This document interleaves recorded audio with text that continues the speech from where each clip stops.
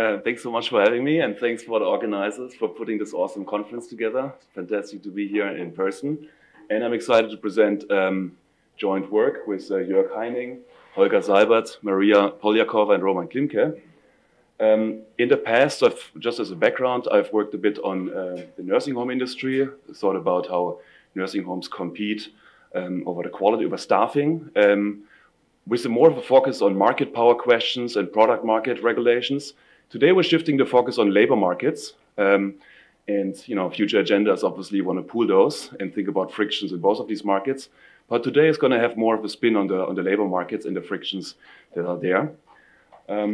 So let me start with a motivation. The textbook model of health insurance expansions highlights the key or fundamental trade-off between financial risk protection on the one hand and moral hazard on the other.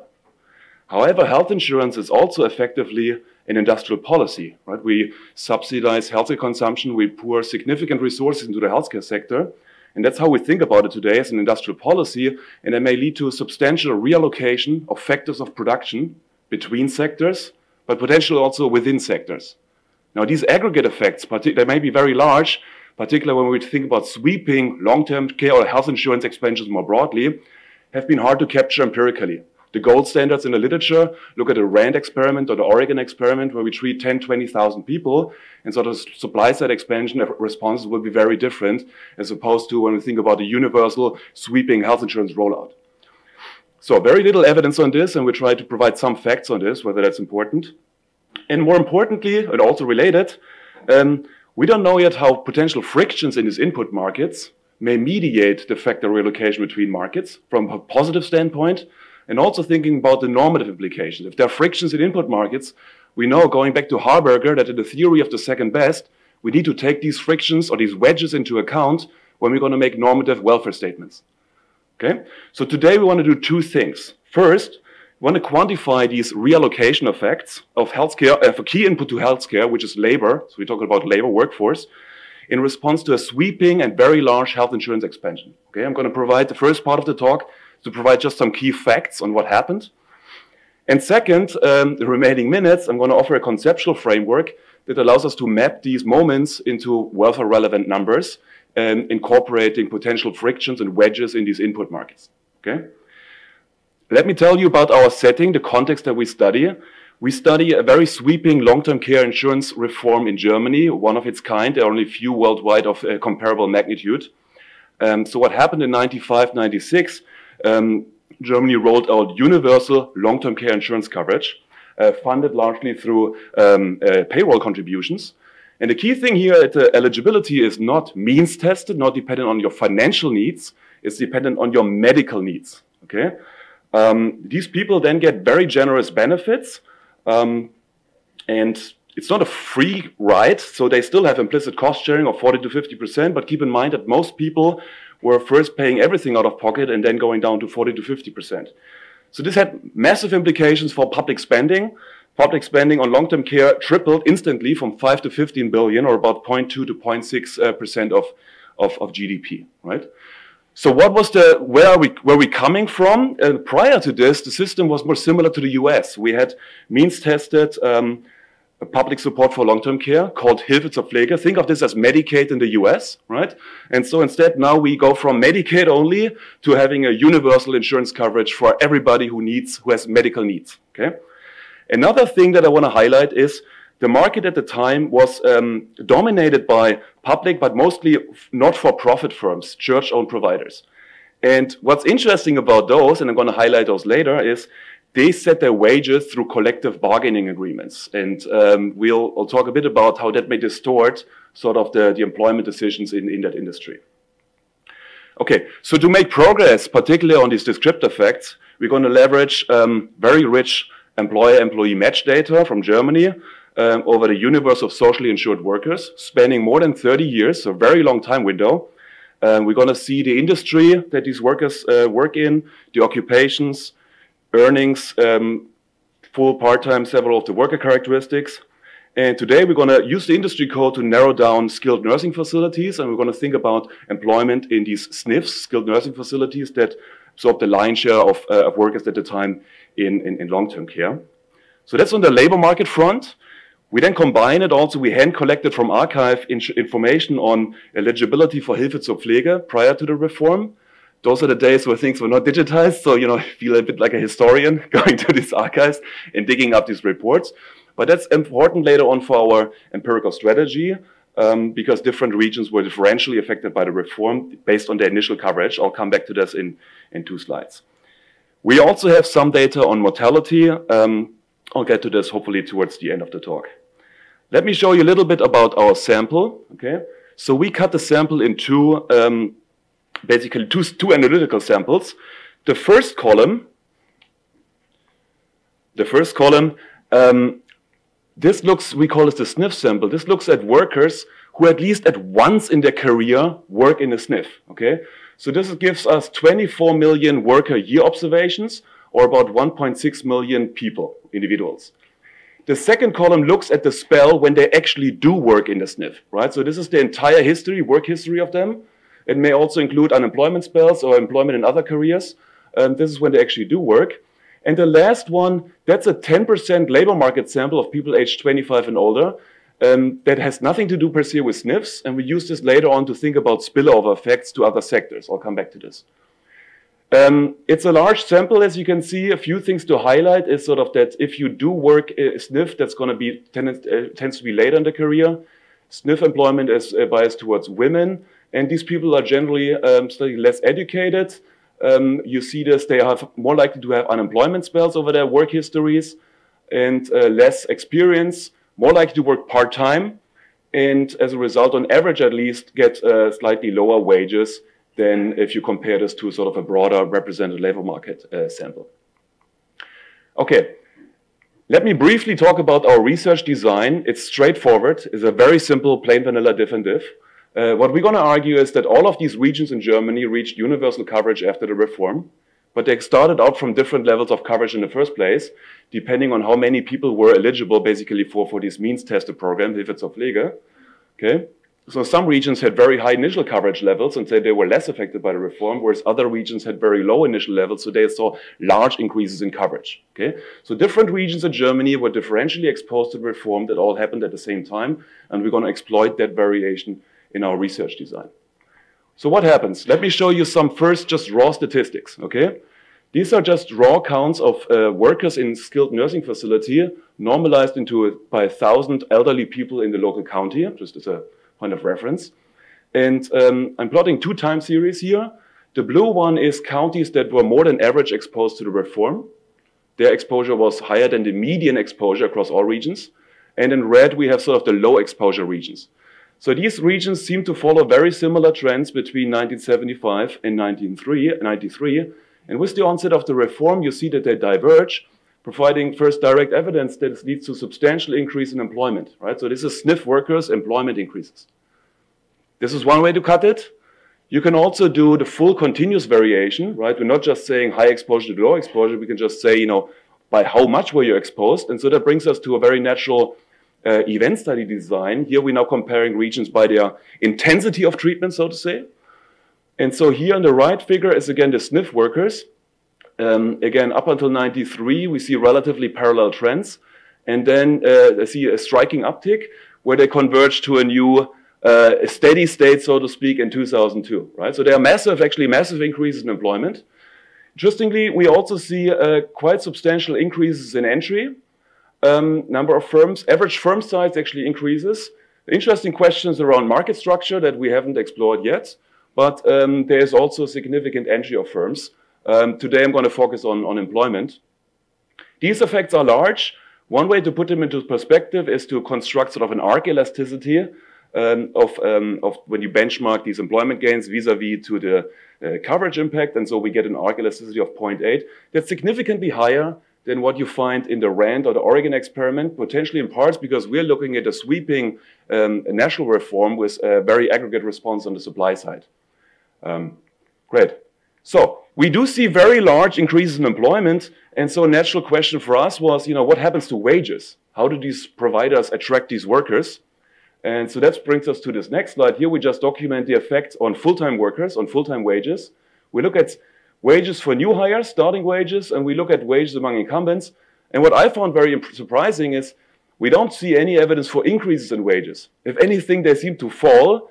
They converge closer to zero once you control for worker characteristics. That provides some first suggestive evidence that these marginal workers are potentially less skilled. So once you control for skills, the wage effects increase. But there's no evidence for increase in wages, despite the fact that there are massive increases in employment. Okay, so that was to us puzzling, and I'll provide an answer to this later. Getting more directly at the anatomy of these new hires. Who are the guys who are joining long-term care because of reform? Here we're looking at worker characteristics. And so what's interesting is these people who are now newly hired are less likely to be highly educated, have an Abitur, high A-level education.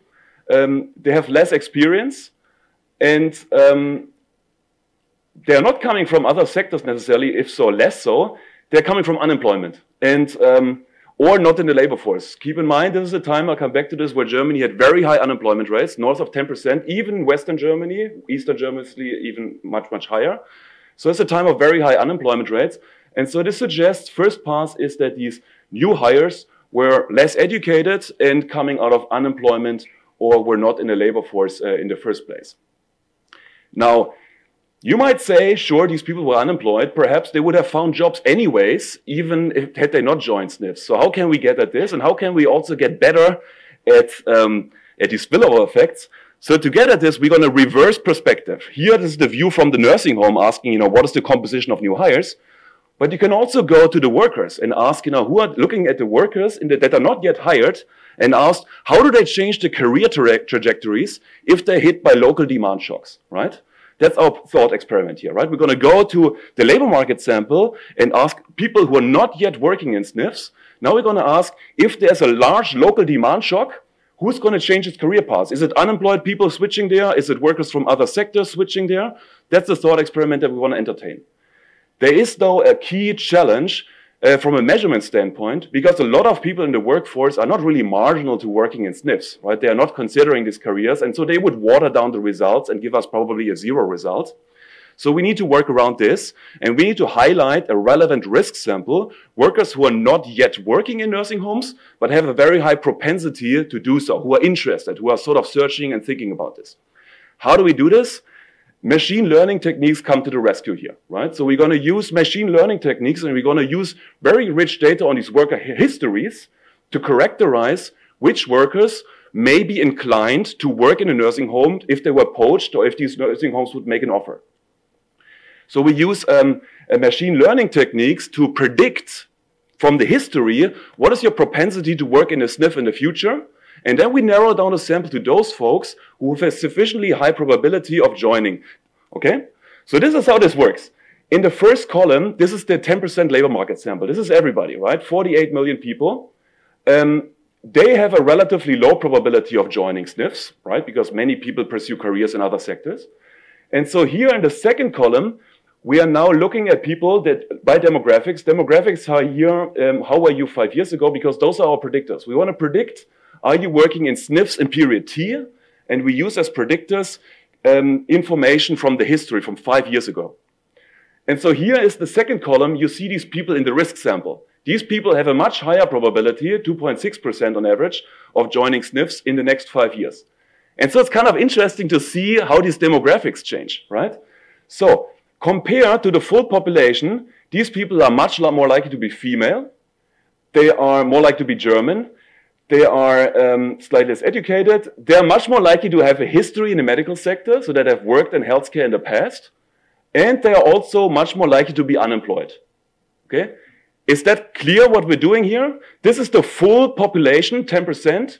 And these are folks who are not yet working in SNFs, but our machine learning model tells us you have a very high chance of working in SNFs in the future. Okay? And so you see that these demographics now resemble very closely to the last column to those guys who actually work in SNF and T, right? So that you see that it closes the gap in these demographics, and that's precisely what we want to pick up. What are we doing now? We're now going to focus on this risk sample, right, and redo the analysis there, right? So now we have identified people in local labor markets who have a high propensity to join SNFs, and we're going to ask, how do you respond to shocks, right? If there's a large demand shock, are you giving up your current career? Or if you're unemployed, are you switching into SNFs? So this is how we do it. You see again that these people increase their SNF employment. That's consistent with our firm result. That makes sense. More interesting one for the spillovers is, what are these people giving up instead? We don't see any effects on hospital employment or other healthcare employment. So that suggests that, that's kind of interesting, because you do see that being employed in the medical sector in the past is predictive of joining in SNFs, but this suggests that this margin of switching is just something about your broader career, right? You age and at some point SNF employment becomes attractive to you, but that's not a margin that's elastic to the specific demand shock, right? Who is elastic? The unemployed, right? So unemployment goes down. And so this kind of reinforces these findings, suggesting that if you look at these people who are not yet working, what's the margin of adjustment? It's really unemployed that now switch into employment. And that kind of makes the point that the reform creates jobs. These people would have been unemployed otherwise if they were not hit by these local demand shocks.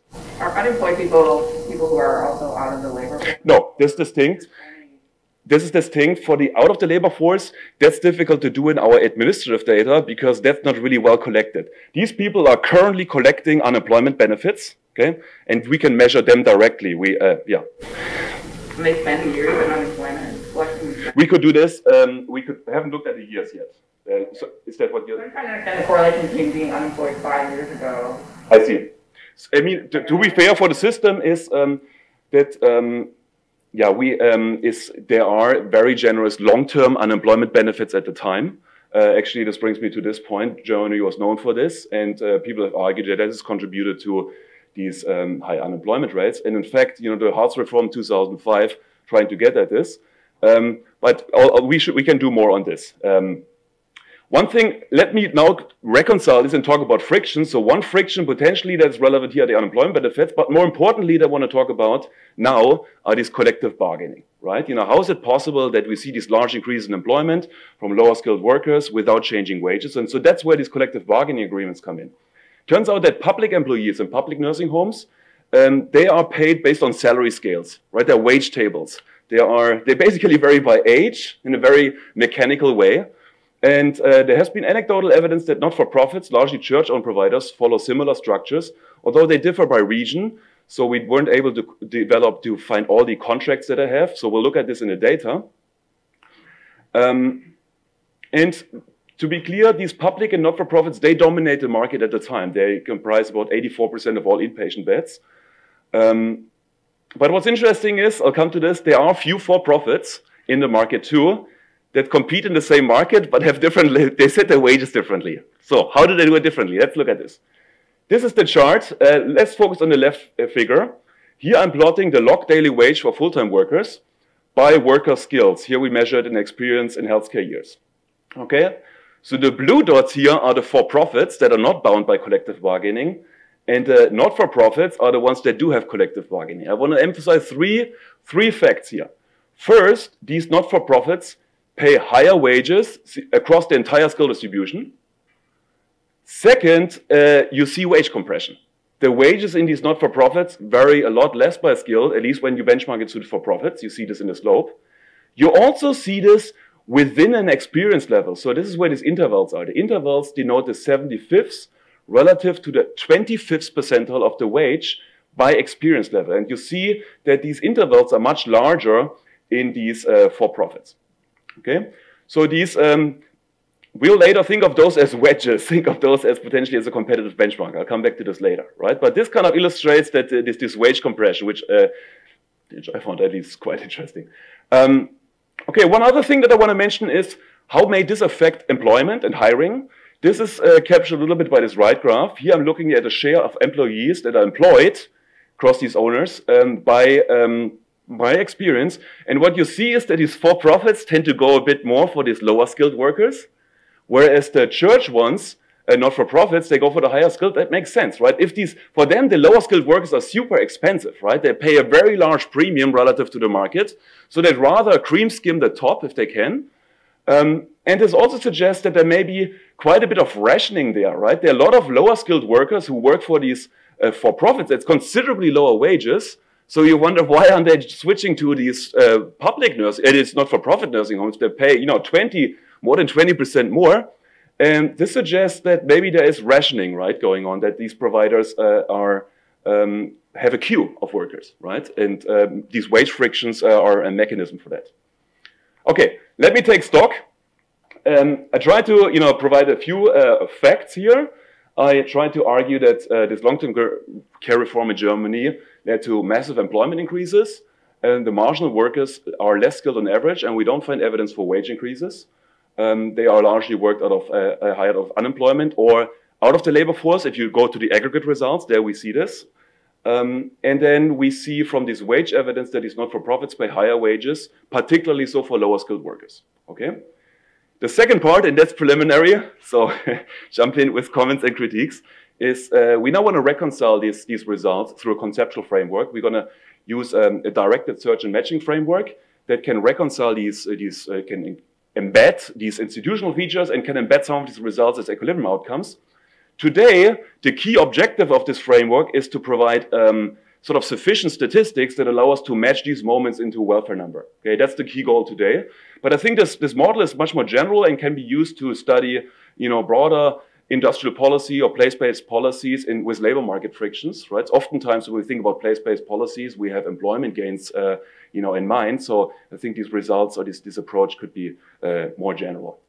Okay, so it's a pretty much standard directed search model. We're going to consider two sectors here. There's going to be a SNF sector populated by not-for-profits, and there's going to be an outside sector.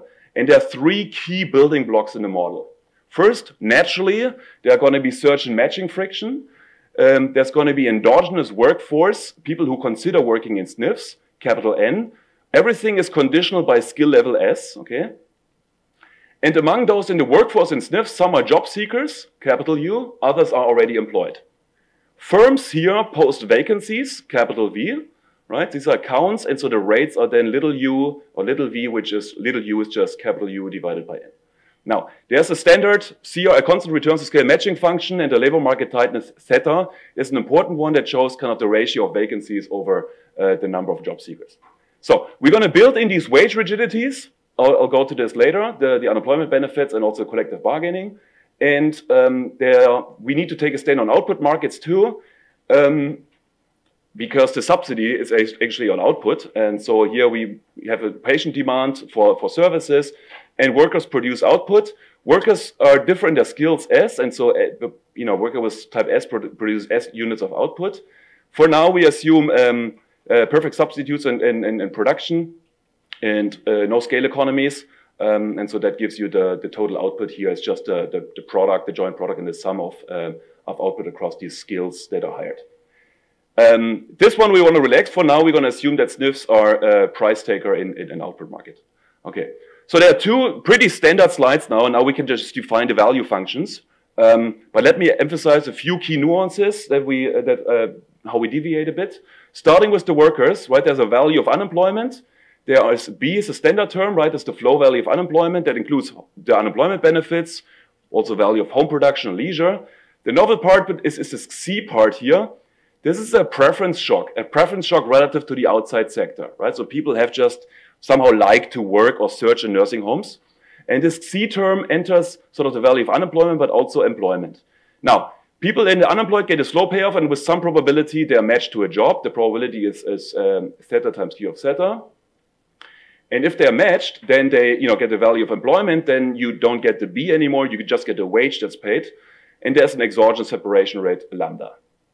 That's it, very simple. So for the firms post vacancies, and vacancy post is costly, there's a flow cost of a vacancy. Think of this as recruiting and hiring costs.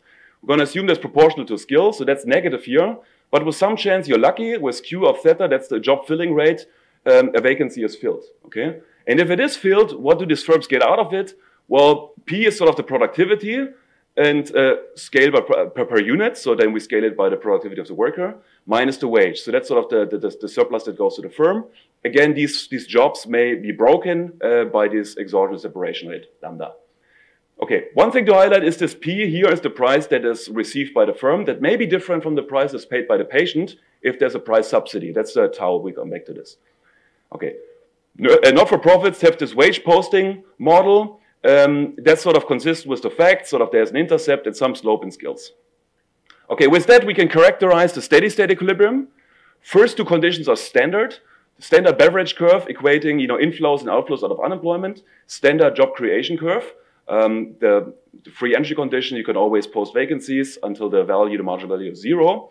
The new parts are these two lower equations, 8 and 9. Here is sort of the worker mobility, okay? So these workers in the model, they decide where to search. Should they search in the outside sector that gives you utility ZS, or should they search in the SNF sector? The worker with this cutoff here is indifferent. That's the marginal worker. He is just indifferent between these two sectors. And what is he trading off? The ZS from the outside sector vis-a-vis what he would get in the SNF sector. And that depends on the wages he would get. And obviously also on the rate of success. How likely is it that he finds a job? Everybody with a C higher than C lower bar prefers SNFs strictly. And below, they're going to go in the outside sector. This is the marginal indifferent worker. Yeah? Just clarification. So do you have both for-profit and non-profit farms in the model? Only not-for-profits for now. So this is a good extension. Let's come to this hopefully afterwards. Yeah. For now, let's think of this as a market with not-for-profits. We are dominating the market. Yeah. And then the product market clears. Demand equals supply. Here is sort of where the subsidy comes in. Okay. All right. With that in mind, we're going to move to our key object of interest, which is welfare and how it responds to a product subsidy. Okay. Welfare here is just the value of output of productive workers to the extent that is valued output by consumers. We're also going to add the unemployment benefits, or the flow value of unemployed among the unemployed workers. And we need to net out the hiring costs in steady state that are needed to maintain employment. And we're going to net out the utility from the outside sector. Here, the second part are these preference shocks, and then there are public spending externalities, right? You see here that these unemployment benefits, they're good for the workers, but they're expensive for the government, and that's sort of what's captured here by public spending. Okay, let's move to the heart, right? We are interested, how does S move if we introduce this product subsidy, okay? And so, in the model, it operates through two channels, right? First of all, there's going to be potentially endogenous relocation between sectors. People may move from the outside sector towards SNFs, although that's not something we see empirically. And second, there's going to be relocation within sector, right? Even holding the workforce fixed, it could be that nursing homes now post more vacancies, and that's going to lower the unemployment rate. If you work out the math, you're going to arrive at 3 terms, okay? These 3 terms, it's summed over skill levels, and it's just the integral path over the subsidy. It has 3 key parts. The first one is the standard Harberger triangle. That's the triangle that weight loss in the product market. If I introduce a product subsidy, people consume beyond their initial willingness to pay. That's standard. Here's a fiscal externality. And here's the interesting part. That's the labor market surplus that is driven by these wedges. Okay? So, few things. The labor market surplus is not driven by relocation between sectors. Why is that? In this model, the workforce is actually efficient because of an envelope condition. These workers are indifferent between the sectors, so the marginal worker is indifferent. That means that if people did switch between sectors in this model, it would only enter through this traditional deadweight loss or the fiscal externalities, but not the labor market surplus. What does it depend on? Holding the workforce fixed, it depends on changes in the tightness, in the theta. So potentially as firms post more vacancies, and so then the unemployment rate may fall or increase. What does it depend on? The sign, is that a good or bad thing? That depends on the wage wedges. Okay, so this is the heart of this analysis, is the wage wedge. WS, that's the wage that's actually paid by these not-for-profits, and it may be different than the efficient wage. Okay, what is the efficient wage? It turns out it has the following structure. That would be the wage that would arise in a competitive search equilibrium. Okay. So what you see here is a version of a Hosier's condition, right? If the model was Nash bargaining and the workers bargaining rate beta would be the elasticity of the matching function alpha, then you would get the wages equal the efficient wage, right? That's the standard Hosier's condition. So we have a version of this, which benchmarks the actual wage to the efficient wage, right? And so what's happening here? If the workers get paid too much, right? If they extract too many rents, then the providers will underinvest in vacancies, right? And the unemployment rate will be inefficiently high. It can also go the other way around. It could be that these wages are too low, in which case the firms post too many vacancies, and that's going to construct congestion externalities on others. Yeah? Just clarification, I'm pretty confused about your wage setting. So my understanding is that standard DX search model usually lead to the exchange allocation. So that was the prediction by form and others. So I just want to make sure what is an assumption. So it seems like your wage assumption is different from the Exactly, exactly. We are assuming that these not-for-profits differ. They don't post the efficient wage. They just have some protocol based on this collective bargaining here. And it may or may not be the efficient wage that arises in equilibrium. So the reason here, when you emphasize directive search, is more like you want to say, oh, skills, they have all skill-specific sub-labor market. Yeah, yeah, yeah. And so, but that's absolutely right. The Moen result will give you this, and it might be the case that these for-profits, these not-for-profits post different wages. Okay, so here is a graphical illustration of this in a simple case. If you set sort of alpha, the matching elasticity to 0, the congestion externalities away, you assume homogeneous skills and the vacancy cost is C, then these welfare effects have a very intuitive graphical illustration, right? This is the old demand curve, and this is the wage, the very high wage posted by these not-for-profits. So the former equilibrium is at point A, where the marginal cost, wage plus the hiring cost, equal the price. And now what you do is you introduce a product subsidy that shifts out demand. So your equilibrium moves from A to A prime. The standard textbook model would say that's a bad thing because here's a deadweight loss, A prime C. But that overlooks the fact that wages may be inefficiently high. In this model, in this simplified model, the efficient wage would actually be the B term, which is the value of unemployment, the floor value of unemployment. And so what you see then that there's a wedge in this labor market, and employment in the first place is inefficiently low, right? So that means that the total welfare loss is not just as A prime C, you also need to add this gain here in the labor market surplus in the areas A prime, B prime. There's a second externality because of these unemployment benefits. If we create jobs, the government saves unemployment benefits, and that adds an extra box, B prime, D prime. And so the total welfare loss, once you take these frictions in the input market into account, is not just this deadweight loss term, it's also these two boxes capture these frictions in the labor market. Okay, 10 minutes. Oh, wow, okay. All right, so measurement. Last thing now we want to put numbers on this. So the unemployment changes, we can measure directly in the data. These are our diff and diff estimates. If you assume perfect competition output market, you can get at these prices by marginal cost, which is wages plus the hiring costs. Hiring costs have been estimated to be about 15% of the wage. So we can plug that in. And unemployment rates we see too. The key part is how do we measure these wages, right? We do see the wages that are actually paid by these not-for-profits. But the thought experiment, what would be the efficient wage based on Moen that would arise in a competitive search equilibrium? And so here we propose two solutions. One idea is to just look at the few for-profits that are in the market and argue that they provide a similar output service, but they're not bound to collective bargaining. Potentially, they provide a reasonable proxy for these competitive wages that would arise. If that's true, then we're basically measuring these wedges that are showed early in this daily wages between for-profits and not-for-profits. And another approach would be we can also take counterfactual wages that people would earn in other sectors as a benchmark. So these are the two approaches that we do for now. We don't see this W star directly. Obviously, if you specified the model, estimated all the structural parameters, you could back it out. But otherwise, we would like to have some direct version. So right now, we just approximate it by the wage of the for-profits or wages in other sectors. We are still working on refining on this. But it turns out that if you scale these, it first looks that this traditional deadweight loss may be a bad thing, right? Of course, the deadweight loss here is negative. But they are two offsetting potentially large effects, either because we save unemployment benefits or because this labor market surplus. And they may offset this. And then on net, this policy may actually be welfare enhancing in a second best sense. Okay. That's it. I probably went a bit too fast, but I was worried I would run out of time. So, right, so the facts stand for itself, right? We've documented these large employment effects. To our surprise, we didn't see much changes in wages. The explanation that we put forward are that there are these wage collective bargaining agreements that are just fixed in time. And what they do is they impose basically a very high wage ceiling or wage level, sorry, not ceiling, very high wage level for the lower skilled workers. So there's going to be a lot of queuing basically of unemployed workers for these jobs. And so firms could very easily expand employment without changing wages because they overpay in the first place. yeah, these workers are demonstrably less skilled and come from non-employment.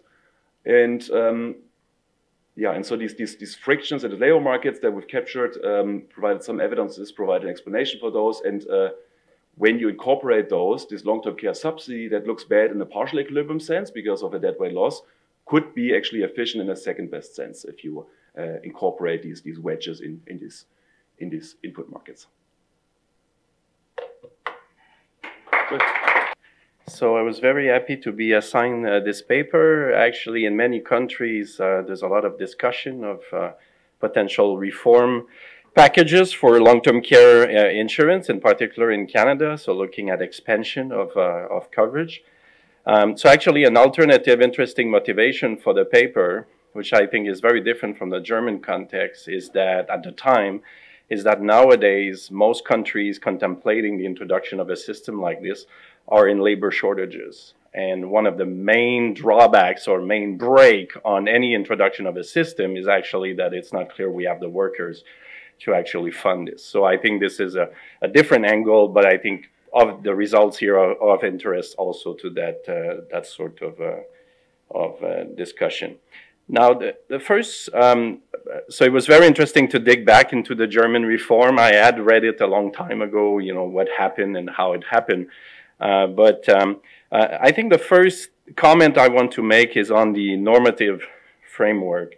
I think there is a missing piece, which is not damaging to the paper because I think the novelty is looking at the labor market effect, but there is an implicit assumption here, which is that we're starting from a benchmark where all the insurance is going to do with the subsidies to push us away from what would be socially optimal. While many of us working in this field from the demand side start from the assumption that we're actually in a world where there's several imperfections or market imperfections, which means that if we're going to expand long-term care insurance, this is actually, there's a lot of value created, for example, from allowing people to insure against the financial risk associated with long-term care. So I think in your normative framework or the formulas that you have for the welfare change, I think you're missing a first term, which is what's the value of the insurance to consumers.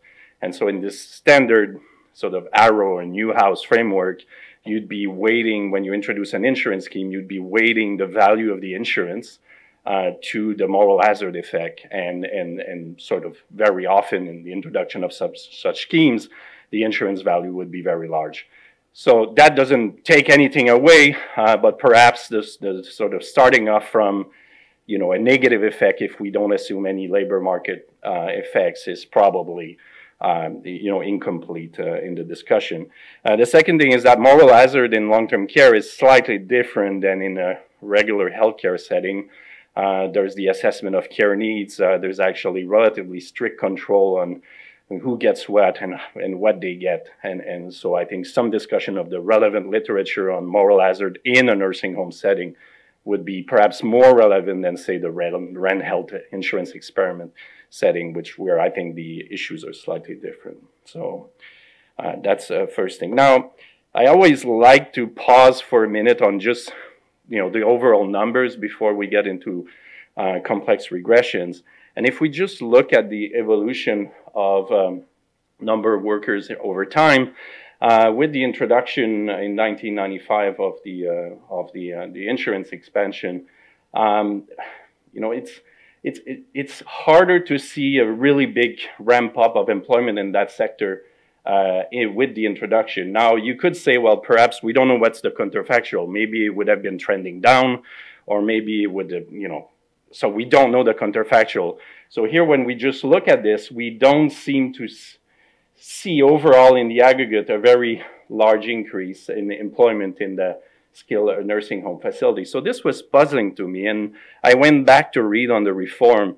And actually, if you look 4 years after introduction, 7% out of 10 who was recipient of that subsidy was actually in a home care setting. Lots of people in informal care, most people at home, potentially purchasing some services. So it's actually not clear overall that the reform had such a big effect on nursing home facilities. If you look at the total outlays, only 44% of total outlays of the program is on benefits paid for institutionalized care. So that's, you know, we're thinking about and thinking how do we frame that. Now the same if we split by groups, because obviously now we're going to differentiate by low exposure versus high exposure based on pre-reform level of the take-up of the means testing program. And actually the other thing that is interesting, and I find this interesting, is that actually, and the lines are from me from my notes on the PDF, you know, the sort of the group that is highly exposed, you know, pre-reform, you sort of see the trend just ramping up linearly, no change in 1995, and it's actually the group that is breaking is actually the low exposure group, and it's breaking downwards, which is sort of interesting because it's the group that is supposed not to be affected less from the program. So, you know, when the diff and diff models are going to pick up an effect, and obviously they will, it's unclear here that it's from that whether this is from the effect of the program on the highest exposure group, or whether there's something else going on with the low exposure group, maybe some shifting across lenders in Germany or across different regions in terms of workers and where they are. And so this also is worth thinking about. Another thing which was very interesting is when we look at firms, the paper is mostly focused on the 1995 change, but there's actually a really, really big change happening somewhere in 1999 where both series completely break and they break downwards. And, you know, I didn't have a really clear explanation as to, in the paper, as to why this was the case. I could only conjecture reading on the reform. But it seems that a lot of these firms had really a hard time recruiting, in particular, nurses. In that period, there's a lot of discussion among policymakers at that time as to whether or not they're actually able to staff the increased demand, especially in nursing homes. And so when we think of skilled workers here in nursing home in particular, it wasn't clear to me whether we were talking about nurses or we were talking about nursing assistants and so on. So you might want to think about that, but this is very interesting from the IO perspective, potentially as well. So why is it the case that suddenly we have a break in the series? Now there's other effects. I said GE here, but you know we can think of them in very different ways. Actually, there's a number of papers. I posted the link here, but there's a number of papers that show that the reform actually led a lot of people to actually stay at home as carers following, 1995. So people who left employment because the reform actually had a benefit in it that was actually to compensate carers who stayed at home. And so this, I think, is interesting to think about because this is impacting the composition of employment as well at the same time. So there might be ways to deal with that or to look at that, but there seems to be other transitions in the transition matrix seem to be impacted by the reform. Now the payroll taxes that were introduced, to fund this, obviously there's a lot of redistribution going on in there. In particular, I found very interesting how the contribution of employers was introduced. It was actually that employers didn't want necessarily this reform to go through. This would have meant for them an increase in payroll taxes, so they negotiated with unions actually the elimination of one paid holiday in Germany for workers in order to fund this, and that pretty much funded the change. And so this is a pure incidence effect, right? In terms of the hourly wage of workers, they get one less paid holiday for the same wage. And so if we measure hourly wage, this potentially changes. And the incidence, as we know, depends on demand and supply elasticity. So how did that play out across lenders or across regions? This is another thing to think about.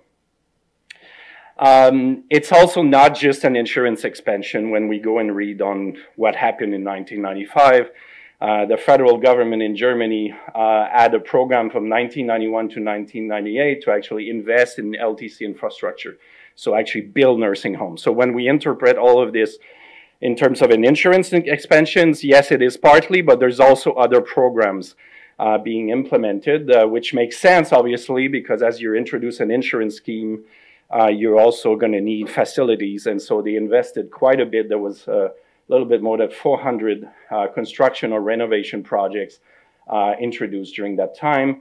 In 1995, 70,000 employment opportunities created for nurses. So this was also a specific federal program. And actually, there's a lot of discussion, as I read from this paper here, which is actually was very interesting. A lot of discussion.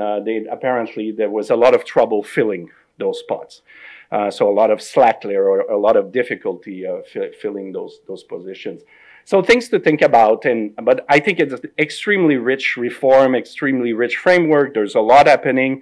It's of extremely high relevance to other countries. So your research, I think, I'm going to be following updates of this paper because, in fact, there's very little literature on what happens in the market for workers working in the LTC sector as we reform LTC insurance. And so I think you're opening up a novel sort of branch of research on this, which is very interesting.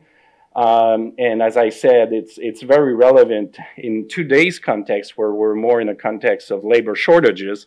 And this is, for example, here in Quebec and Canada, this is actually the biggest downside that we get anytime we talk about expansion is you guys don't have the workers to actually fill those positions. So again, are we talking about immigration policies targeted towards healthcare workers? How does this work in terms of substitution across sectors? So if we pay bonuses to get people into the nursing home sector, nurses, are we stealing them from hospitals and therefore creating a problem elsewhere?